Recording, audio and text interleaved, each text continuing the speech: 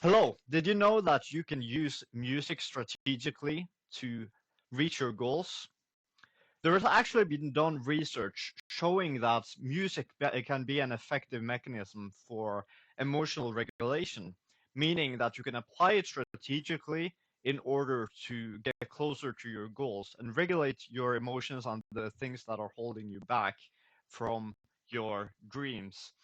One one study in particular found that on uh, about 800 university students found that preferences for pop, rap, hip hop, soul funk, electronica, dance music, and so on were positively associated with using music to increase emotional arousal, and that this was used especially useful in modulating emotions, so that music was kind of applied strategically in this sense. And so another study found that about 80% of participants use music strategically to self-soothe, and about 33.4% use it to reflect the way that they already feel. And in this in this sense, it's pretty natural component of, okay, why do we listen to music in the first place? Why do we enjoy listening to music? But if we actually are more self-aware about how music affects us, the way that we feel, the way that our emotions are affected by it, and consequently also our actions, then we can also think further about, okay, how can we leverage this mechanism so that it can actually be used in a more strategic way, so that we can actually apply it to get us where we want to go. Something that was pretty interesting, which is part of the reason why I am going into this topic, is that there has been several people, including Hassan, called Mr. Overpaid on Twitter, who actually recommends people who want to get rich, or who are ambitious and want to get further in life. He recommends people to listen to 50 Cent, and that was pretty interesting recommendation. But after I started trying that for a few months ago, I realized that, okay, this actually has some potential, because when you listen to 50 Cent's music, both the music is energetic, and it gets you fired up, which this research also shows that has a positive impact on emotions. But also, when you listen to the lyrics, it's pretty clear the ambitious side of it, that it is focused on working hard, focus on uh, building and staying persistent to actually get the results that you're looking for.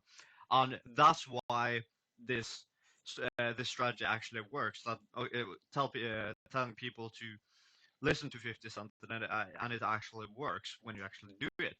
So, and what was also interesting in the research on this field is that it's when there are actually several research papers who investigated the psychological effects of music under the COVID pandemic, and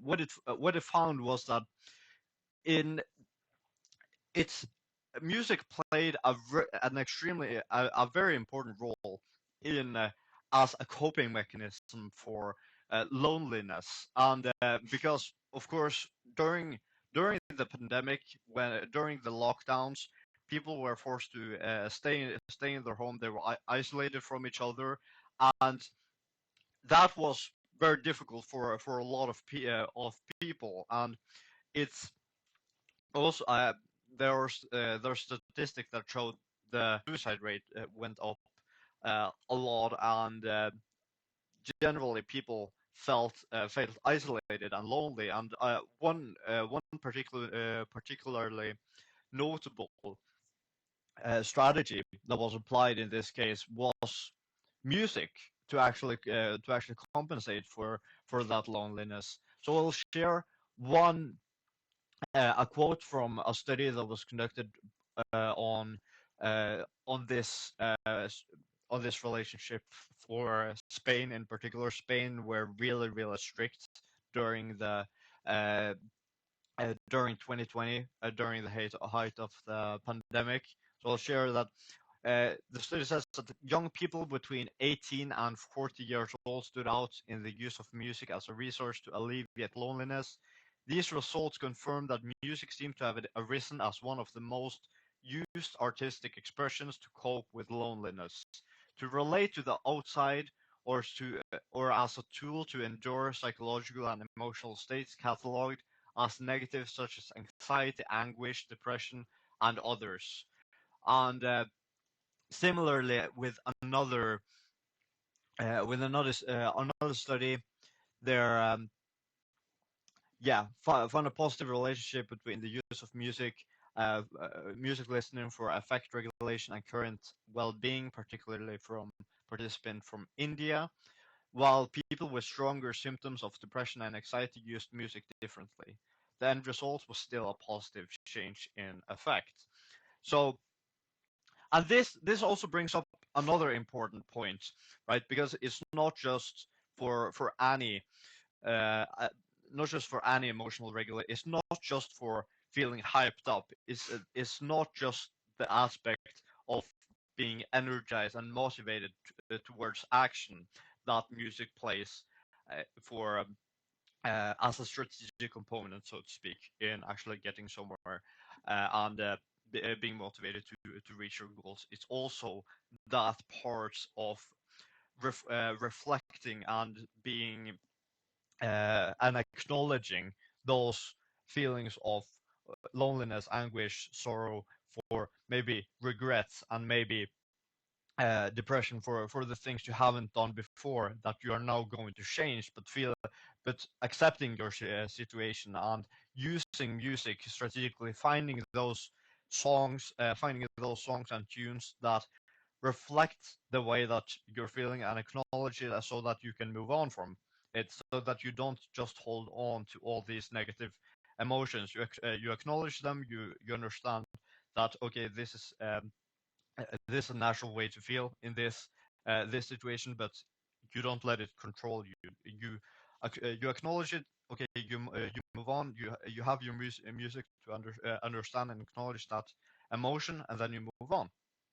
Right, then you move on to the next one. And music is a very good strategy generally to apply in that case, to actually deal with those emotions in a more on a more productive way, so that you acknowledge that and then you move on from it.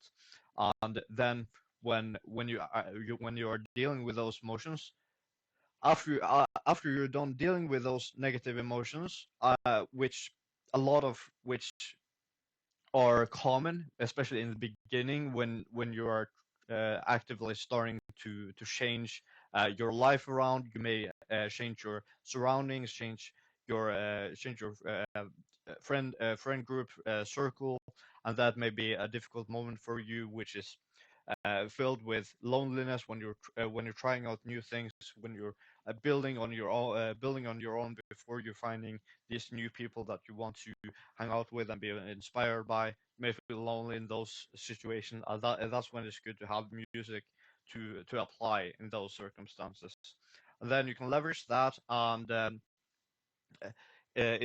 those cases, and find the music that gets you in tune with where you are going, where you are aiming towards, and that makes it much easier to focus, so to speak. So that also brings us over to another topic, which is whether you should listen to music while working. And I think this is this depends on both the individual and the work in itself. It depends what type of work you do. It depends what type of song and music it is, and it depends on whether you really are productive or not with that type of music. So you will have to think for yourself a bit on that situation. But I think in general, for me at least, applying music strategically has been, especially outside of work, has been really a real positive for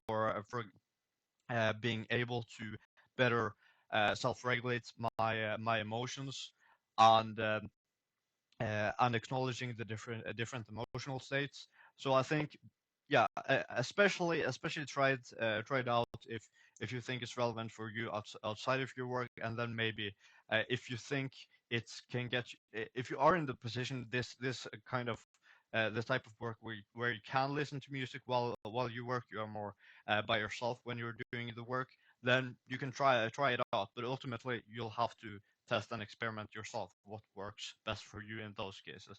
But yeah, that's I'll leave the video. I'll cut the video off here.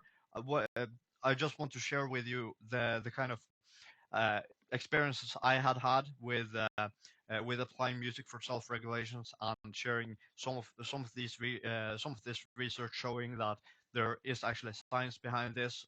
Why listening to 50 Cent can help you reach your goals, so to speak. Why listening to music strategically can help you in where you want to go. So be sure to give it a try. Leave a comment if you have experiences with um, trying using music in this way, um, and what your thoughts about it is are.